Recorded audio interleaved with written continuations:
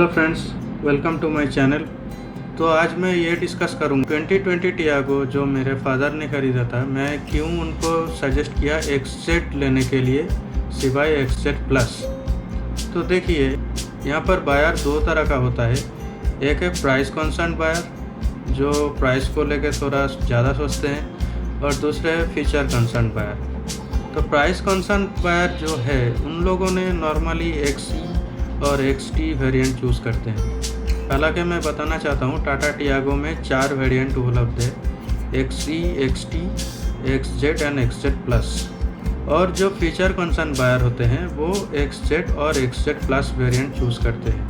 ये XZ और XZ plus variant जो दो वेरिएंट्स है, इन दोनों में ज़्यादा अंतर तो नहीं है।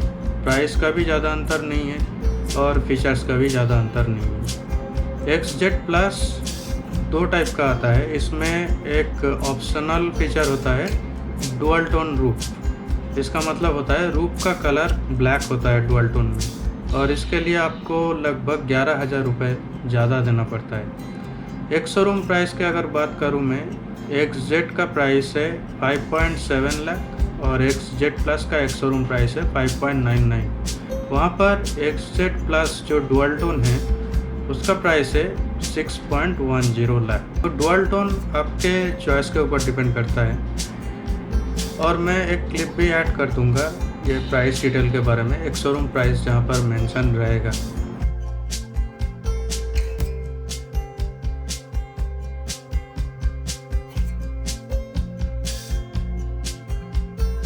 प्राइस कॉन्सर्न बायर है उन लोगों के लिए XT मोस्ट VFM है, और मेरे ख्याल से लगता है XZ is most VFM for feature concern buyer. अभी देखते हैं ये 5.7 एंड 5.99, ये 29,000 रुपीज़ के डिफरेंस में XZ प्लस में क्या क्या एडिशनल फीचर्स आते हैं।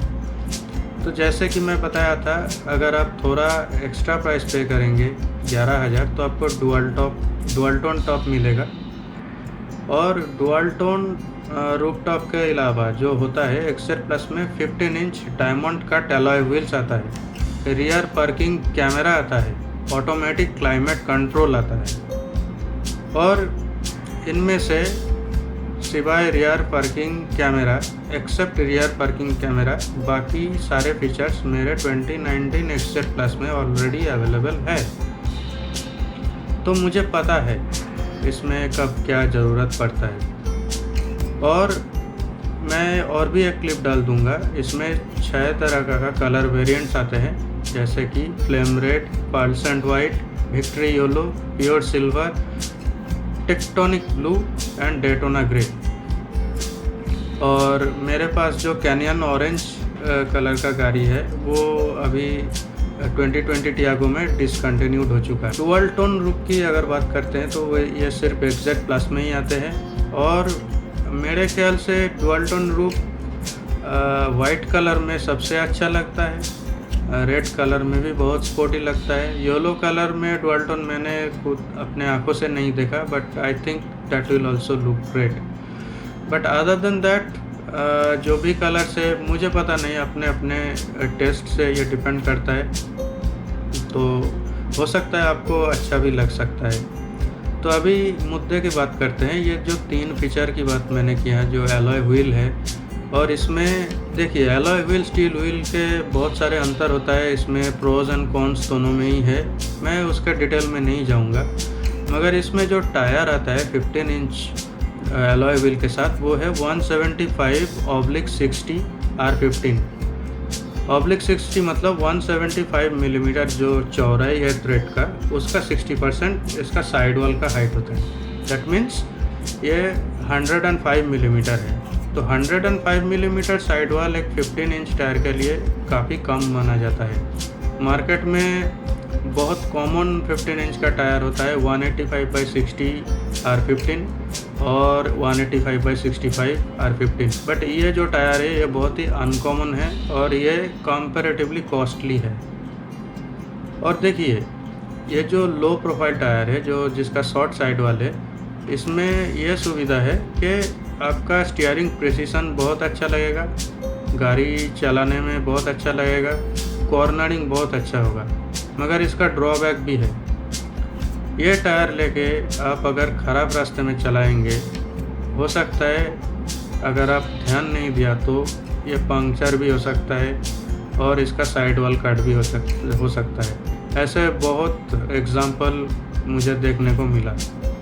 ये एक बहुत बड़ी ड्रॉबैक है और टायर रिप्लेस करने में भी ये काफ़ी खर्चा कर देता है। अगर मैं XZ की बात करूँ तो हमें देखने को मिलता है 175/65 R14 टायर, जिसका साइड वॉल इससे कंपैरेटिवली चौड़ा है।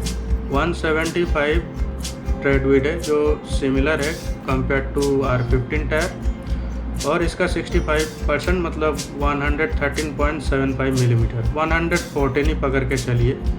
तो कहाँ 105 और कहाँ 114। तो मैंने जब चलाया था ये कार XZ 2020 टियागो XZ, तब मुझे स्टीयरिंग कंट्रोल, कॉर्नरिंग कंट्रोल ये सब मुझे बुरा नहीं लगा, एटलीस्ट आई डिडंट फील। और मुझे ये लगा कि इसके साइड वॉल चौड़ा होने के वजह से इसमें शायद कुशनिंग का जो इफ़ेक्ट है वो थोड़ा बेटर है। और दूसरी बात यह है, अगर सपोज़ मान लीजिए आपको टायर चेंज करना ही पड़े किसी भी वजह से, तो ये लेस कॉस्टली है, कम खर्चा कराते हैं ये। तो ये एक बहुत बड़ी रीज़न है। एलॉय और स्टील व्हील में बहुत सारे अंतर है, इसमें बहुत सारे डिबेट है, मगर मैं 1 साल यूज़ करके मुझे तो इतना पता चला कि एलॉय व्हील का कुछ ड्रॉबैक तो ज़रूर होता है। आप अगर ख़राब रास्ते में ज़्यादा चलाएंगे तो ये एलॉय व्हील में स्क्रैचेस आएगा ही आएगा, जिसको कार ब्रशेस कहते हैं, और ये रिपेयर नहीं होता है उतनी आसानी से। इसको रिपेयर करने का एक ही तरीका है, रिपेंट करना, विच इज़ कॉस्टली। और दूसरी बात यह है, अगर आपका एलॉय व्हील ख़राब हो जाता है तो मोस्ट ऑफ द केसेस में इसे चेंज करना पड़ता है, and that is also a costly affair. अगर किसी भी रीज़न में आपका टायर फ्लैट हो गया और रिम आपका एलॉय है और आप गाड़ी उसी स्थिति में बहुत दूर तक चलाया, there will be chances that your alloy wheel में गेट सम डैमेज। तो ये सब चीज़ें दिमाग में रखना पड़ता है जब गाड़ी बाहर निकलते हैं, दूर में जाते हैं, और ख़राब रास्ते में स्पेशली जब जाते हैं। टायर प्रेशर मेंटेन करना बहुत ही अहम बात हो जाता है जब आपके एलॉय व्हील होता है कार में। तो ये सब प्रिकॉशन मेंटेन करके चलना पड़ता है। और स्टील व्हील में भी प्रॉब्लम्स होता है, but steel wheel is repairable to some extent. Bent आ जाते हैं कभी कभी अगर पत्थर से जोर से टकरा जाते हैं तो, but it can be repair. और अगर आपको रिप्लेस भी करना पड़े तो it is not that costly. तीसरी चीज़ की जो बात है वो है ऑटोमेटिक क्लाइमेट कंट्रोल। देखिए, जब मेरे पास XZ प्लस जब पहले आया था, पहले 1-2 महीना तो मैं काफ़ी यूज़ किया ऑटोमेटिक क्लाइमेट कंट्रोल। इसमें क्या होता है, आप AC में जैसे एक टेम्परेचर सेट होता है वैसे ही आप एक टेम्परेचर सेट कर देते हैं कार में, और AC ऑटोमेटिकली उसी टेम्परेचर में कार को रखने का कोशिश करता है। बट मुझे कहीं ना कहीं ये चीज़ को थोड़ा उतना एफिशिएंट नहीं लगा, specially in this tropical weather condition. तो अंत में मैं खुद ही मैनुअली उसको ऑन ऑफ करता हूँ, टेम्परेचर ज़्यादा कम करता हूँ, और मैं उसी में हैबिचुएटेड हो गया। तो लास्ट 1 साल से मुझे नहीं लगता मैं ऑटोमेटिक क्लाइमेट कंट्रोल कभी यूज़ किया हूँ या नहीं। ये एक फीचर है जो मेरे ख्याल से उतना भी मैंडेटरी नहीं है फॉर माई रिक्वायरमेंट और फॉर माई फादर्स रिक्वायरमेंट। और तीसरी बात ये आते हैं जो मैं मिस कर गया था, वो है rear parking camera. That is a very good feature, but that is not very costly. अगर आपको लगता है ये आपका सही में ज़रूरत है, then you can go for that, you can go for after market, और you can ask Tata motors showroom to install a rear view parking camera.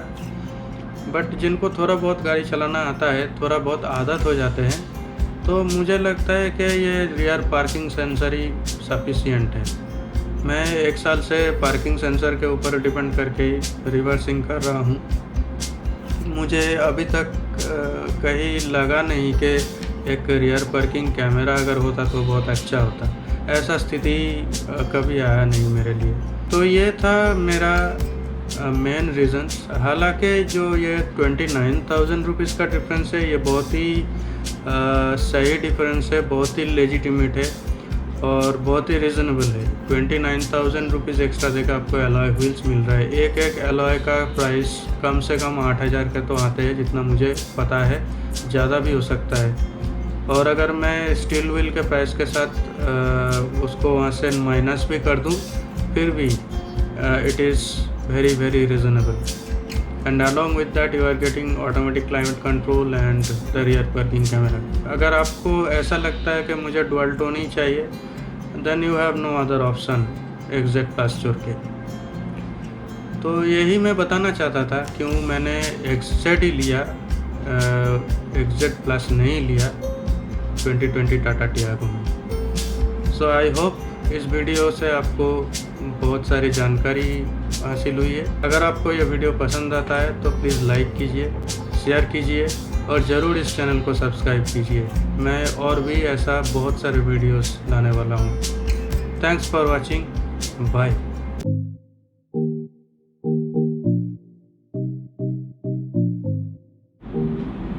Hello, ये डिस्कस करूँगा 2020 टियागो XZ Plus मैं क्यों लिया और XZ